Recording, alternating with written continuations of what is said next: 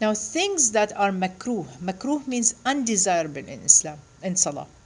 It doesn't nullify your Salah, but it is not favorable to do it because it can make you lose your focus. Okay, which is raising the gaze up and twisting the head.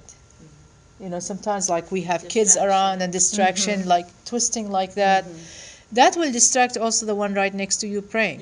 You see what I'm saying? Yeah. And so the gaze has to be basically not closing your eyes. They say don't close your eyes. You can close your eyes, but only if it makes you focus more. But it's better not to focus your eyes and just look where you're going to prostrate. Exactly. Mixing men and women. Now in Islam, men pray first and then the women and the children. And there is a reason for it, is because it is not appropriate for the men looking at women's butt while they're prostrating. You know what I mean? It's that simple. But let's say that we are in a place that it is very crowded, like in the Kaaba, you know. It is actually permissible in the Kaaba where men and women pray next to each other. I've seen a picture of it. But it's better if the woman can actually isolate herself. Right. And in both cases, men and women are not supposed to be sticking their shoulders or legs or hips together. Okay? They have to have some kind of space, right? Okay. Raising hand after prostration or after ruku', after we bow down, some people they raise their hand. It is permissible, but it is not desirable. Moving around like scratching and fixing clothes, like when we get up, sometimes we have to fix our clothes and things. It's okay, but not into a like excessive way. Like every time you do this, and then you start scratching, and then you scratch again, and things like that. And the scholar they say it's not supposed to be more than 3 moves. Okay. So for example, even like when you're scratching, if you have to scratch, don't scratch like that. They say just scratch like this, you know, so you don't have to move a lot. Okay. Locking fingers together. Some people, when they pray, they put their fingers like that and lock them to. Praying when food is presented, if someone is hungry. So people would be like thinking about food all the time and things like that, you know. So it's better to eat and then pray. And don't eat too much where you cannot move anymore. You know. Ramadan. Yeah, exactly right. Yeah. Covering the face or part of the face. So even if a woman wear niqab, when she's praying, she has to uncover her face. That's an obligatory. So even in Kaaba, where men and women are mixed, a woman has to uncover her face. Praying when feeling sleepy, it's better to make wudu when you feel sleepy, which is gonna like wake you up, or sleep a little bit and then come back, as long as you don't miss the salah, you know, the timing. Unorganized lines when we are in the, by the way, I'm going to have a lecture about what to do in the masjid, so that's going to be another lecture. Unorganized line, we have to have an organized line. And rushing in the prayer, as I said. Okay, things that nullify the salah. It's gonna, like, if you do it in the salah, it's gonna just break your salah and you have to redo it again. Speaking intentionally. Your phone buzzing, you answer the phone, put it back. Yeah, that's gonna just break your salah. Just go ahead and do it again. I think the hardest one is like with children. When children are around and they're like, you know, they're moving and stuff. Or something, or whatever the case is, like, you know, with children. Now, let me tell you about children. A woman with a child, she can actually hold her child while she's praying. The other thing is, let's say that you're at home by yourself and the door knocks or, you know, rings, and you know who is at the door, but you don't want them to keep them outside for a long time, and you just started the prayer. Guess what you can do? Don't turn around, just walk, step, and then open the door and come back. So for example, let me show you. Let's say the door is right here, right? And I'm standing way right here, okay? So I don't move like that, open the door and then come back and pray.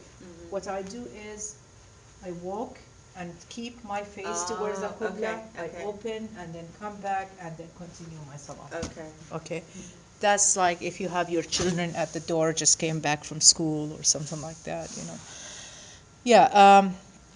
Showing parts of the body and hair for women in salah. So we're not supposed to do that. Showing private parts of the body intentionally. So for men, they're supposed to be praying and with clothes on, and they have to cover their shoulders, you know. But they're not supposed to have like when they put like a skirt or something, that skirt that they put around, it's not supposed to be over the knees. It has to cover from the belly button all the way to the knees. Women, it has to be covered all except the hands and the face. Even the feet. Okay. Right. Even the feet, they have to be covered. Okay. And they have to be covered with socks that they're not clear.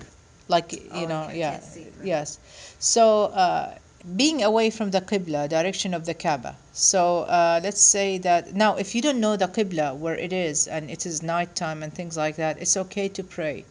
Spacing. There's an app for that too. Yeah. Yeah. There's an app where you can locate the Kaaba too. That's good, yeah. But let's say you don't have a phone or yeah. anything, like you never know. Oh yeah. Yeah, but I can show you how to do it by the sun and Okay. by the Yeah. It's usually northeast in Right. America. Okay. So spacing out for long times. Now spacing out for a little bit and then coming back and then continuing the prayer is okay. You can just do the prostration at the end. But let's say that you spaced out for a long time, and now you come back and you don't know where are you at or where what part are you on. Then you have to redo the whole thing, right? Passing gas or uncleanliness. So basically, women on menstruation are not supposed to be praying.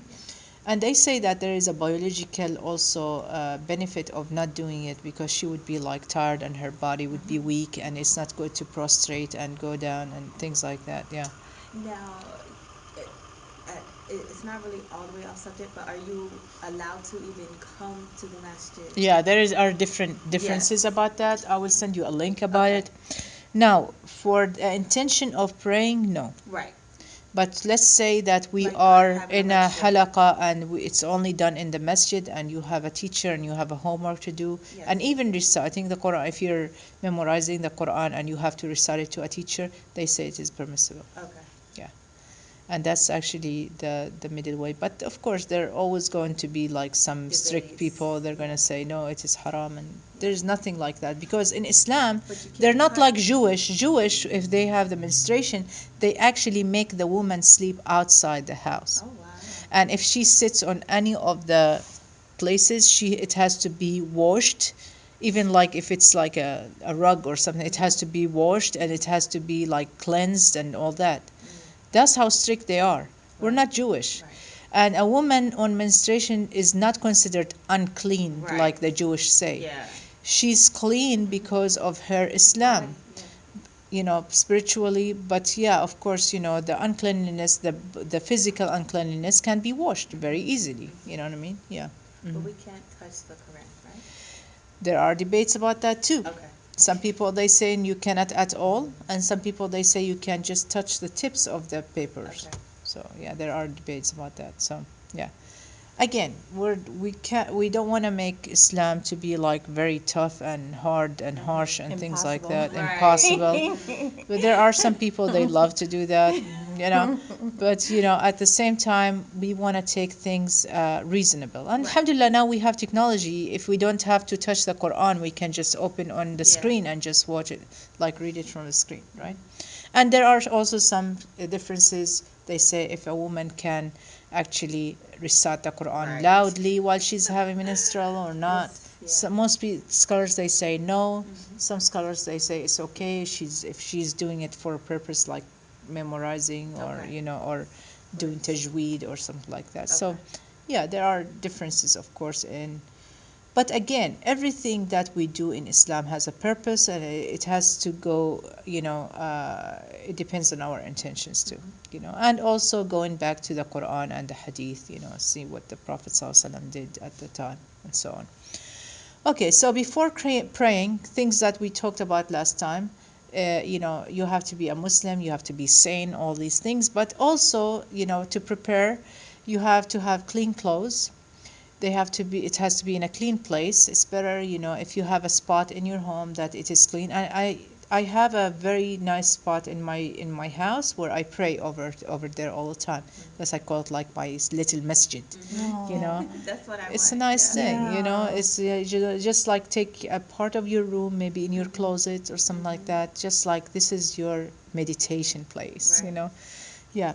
Clean place, doing the ablution, the wudu before you start the prayer, wearing modest clothes, as I said, long sleeve clothes, hijab, and covering the feet, and intention.